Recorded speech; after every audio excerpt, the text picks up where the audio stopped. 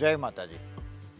અંતિમધામ આશ્રમના પરમાનંદ યજ્ઞશાળામાં આપણે એ બાળકોને આમંત્રણ આપીએ છીએ જે લોકો કિશોર અવસ્થામાં જેમણે પ્રવેશ કર્યો છે અને જેમણે શિવ માટે સમજવું છે અને શિવના અસ્તિત્વ સાથે જોડાવાનો પ્રયત્ન કરવો છે.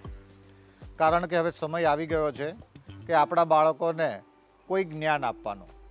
જો આપણે એને કોઈ જ્ઞાન નહીં આપીએ તો એ બહારથી મીડિયા ઉપરથી, સોશિયલ મીડિયા ઉપરથી કોઈ પણ જ્ઞાનને પ્રાપ્ત કરી લેશે.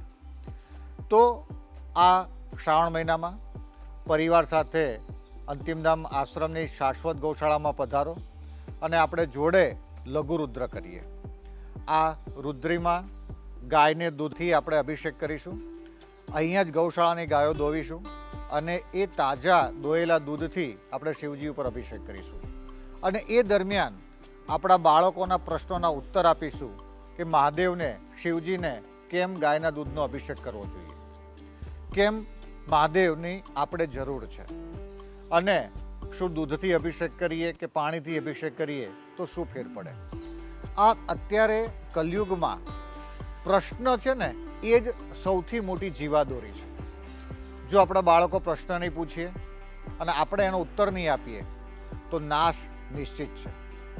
કેરાલા સ્ટોરીમાં એક પ્રશ્ન એવો પણ હતો એક દીકરીનો કે તમે મને શું સમજાવ્યું. બસ આ મોડું ન થઈ જાય એટલા માટે અમે એક આયોજન કરી રહ્યા છીએ.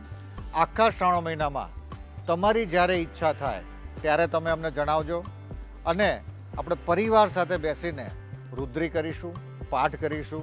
અનુકૂળતા હશે તો લઘુરુદ્ર કરીશું, મહારુદ્ર કરીશું અને જો પરમાત્માનો સાથ આપશે તો અમારું તો એક પણ સપનું છે કે અતિરુદ્ર પણ આપણે કરીએ.